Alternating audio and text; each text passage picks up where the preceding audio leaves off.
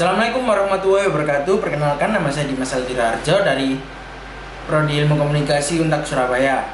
Saya dari kelas E dengan NBI 1151900-237. Di sini saya akan mempresentasikan tentang mata kuliah dasar-dasar manajemen tentang teori strategi organisasi. Yang pertama, pengertian strategi. Menurut Stephanie Kamarus mengatakan bahwa strategi yaitu suatu proses penentuan rencana para pemimpin puncak yang berfokus pada tujuan jangka panjang organisasi, disertai penyusunan suatu cara ataupun upaya bagaimana agar tujuan tersebut dapat dicapai. Selain definisi strategi yang bersifat umum, ada juga yang lebih khusus yang dikemukakan oleh dua orang pakar strategi, yaitu Hamel dan Prahel, yang mengangkat kompetisi ini sebagai hal yang penting. Mereka berdua mendefinisikan strategi merupakan tindakan yang bersifat instrumental atau yang senantiasa mengikat dan terus-menerus, serta dilakukan berdasarkan sudut pandang tentang apa yang diharapkan oleh para pelanggan di masa depan. Dengan demikian, strategi hampir selalu dimulai dari apa yang didapat terjadi, bukan dimulai dari apa yang terjadi. Terjadinya kecepatan inovasi pasar yang baru dan perubahan pola konsumen memerlukan kompetisi ini. Perusahaan perlu mencari kompetisi ini dalam bisnis yang dilakukan. Adapun pengertian strategi lainnya menurut para ahli, yang pertama, Karel von Kalwis-Zwister berpendapat bahwa pengertian sebagai strategi adalah pengetahuan tentang penggunaan pertempuran untuk memenangkan peperangan, sedangkan perang itu sendiri merupakan kelanjutan politik. Sedangkan menurut Raungkit mengatakan bahwa strategi adalah suatu alat untuk mencapai tujuan, di mana tujuan utama adalah supaya perusahaan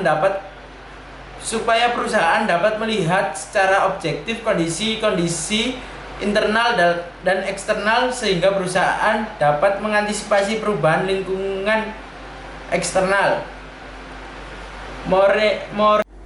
Yang ketiga, Morris mengatakan bahwa strategi adalah proses untuk menentukan arah yang harus dituju oleh perusahaan agar misinya tercapai, dan sebagai daya dorong yang akan membantu sebuah perusahaan dalam menentukan produk, jasa, dan pasarnya di masa depan. Yang keempat,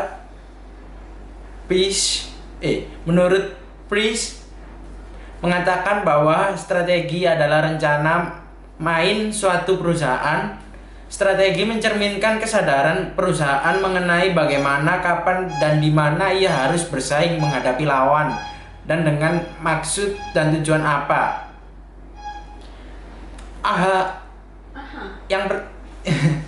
Halim mengatakan bahwa strategi adalah suatu cara di mana organisasi atau lembaga akan mencapai tujuan sesuai dengan peluang dan ancaman-ancaman lingkungan eksternal yang akan dihadapi, serta sumber daya dan kemampuan internal. Syahrizal mengatakan bahwa strategi adalah cara untuk mencapai tujuan berdasarkan analisa terhadap faktor internal dan eksternal.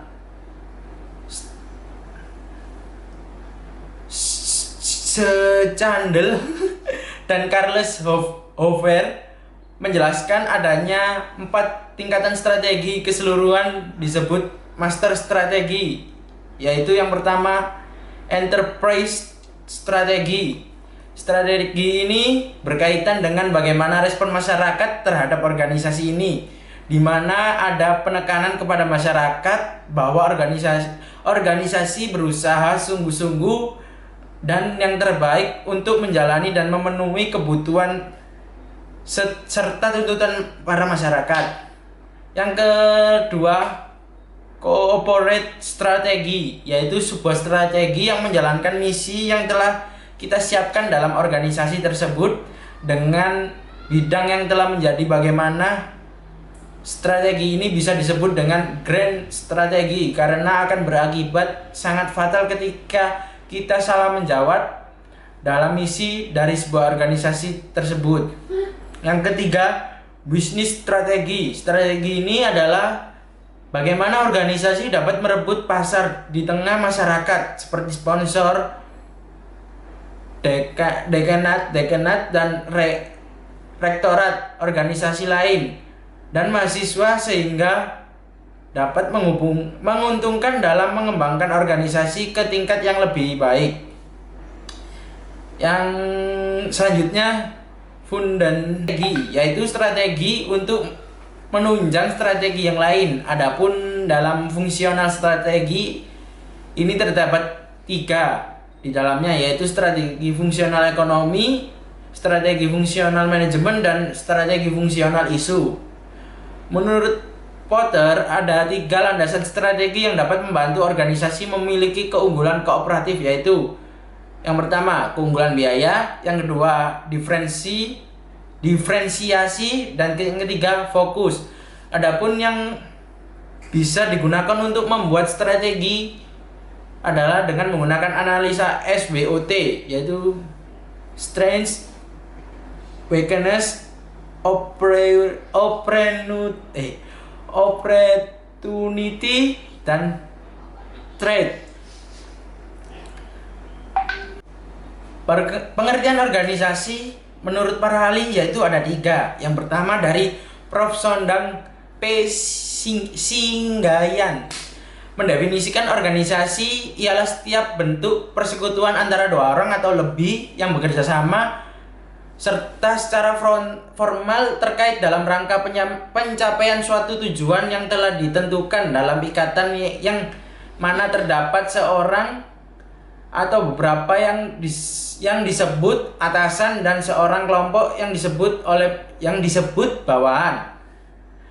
Yang kedua dari DRS Melayu SP Hasibuan mengatakan bahwa organisasi ialah suatu sistem perserikatan formal berstruktur dan terorganisasi dari sekelompok yang bekerja sama dalam mencapai tujuan tertentu. Organisasi hanya merupakan alat atau wadah saja. Yang ketiga dari Profesor Dr. Mr. Pradijudi Amusudiro mengatakan organisasi adalah struktur pembagian kerja dan struktur tatanan hubungan kerja antara sekelompok orang pemegang posisi yang bekerja sama secara tertentu bersamaan untuk mencapai tujuan tertentu. Menurut Ernest Daly, sebuah struktur organisasi harus membuat 5 tantangan sebagai berikut. Yang pertama, daftar pekerjaan yang diperlukan untuk mencapai tujuan organisasi. Yang kedua, membagi jumlah beban kerja dalam tugas-tugas atau disebut pembagian kerja. Yang ketiga, menggabungkan tugas dalam keadaan yang logis dan efisien atau departementalisasi. Yang keempat, menetapkan mekanisme untuk koordinasi. Yang kelima, memonitor efektivitas struktur organisasi dan melakukan penyesuaian apabila diperlukan. Pengertian strategi organisasi. Pengertian strategi dalam konteks organisasi adalah penetapan berbagai tujuan dan sasaran jangka panjang yang bersifat mendasar bagi sebuah organisasi yang dilanjutkan dengan penetapan rencana aktivitas dan pengalokasian sumber daya yang diperlukan guna mencapai berbagai sasaran tersebut. Ini sesuai dengan definisi A.D. Sharlander Jr. sebagai berikut.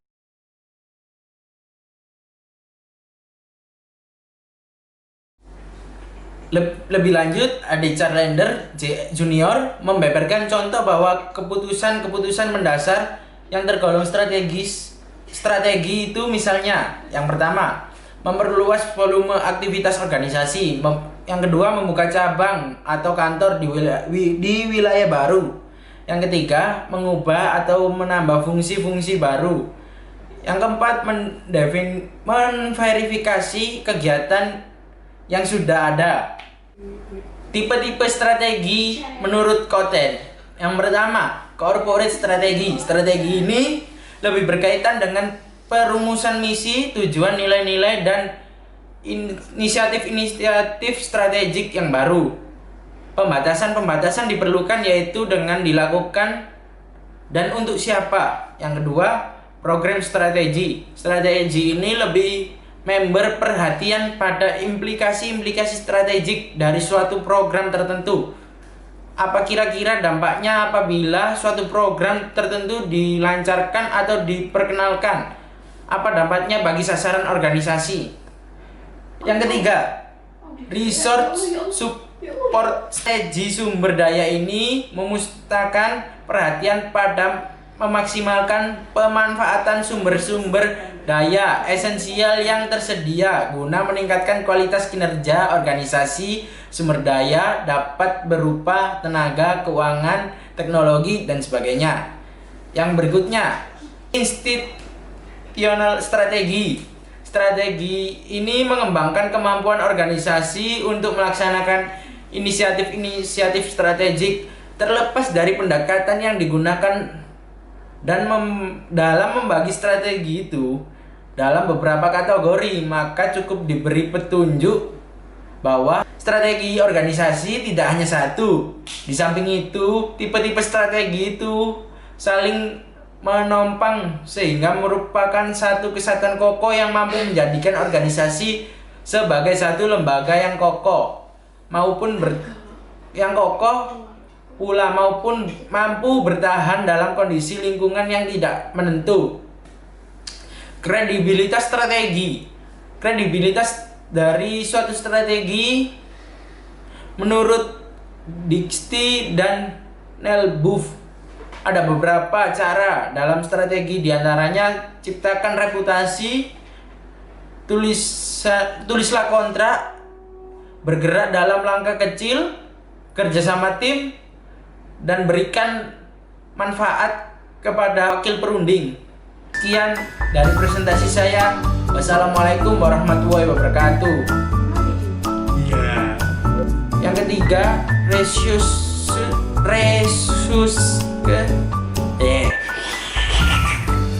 dari suatu program tertentu. Aku sih sandi WA itu. Sandi siapa? Corporate strategi. Siapa kok dong mau cuy? Iya. Tidak berbeda pandangan dengan iki sisi peng R sebagai berikut. Terus iku kok ditulis ya. Pembagian kerja.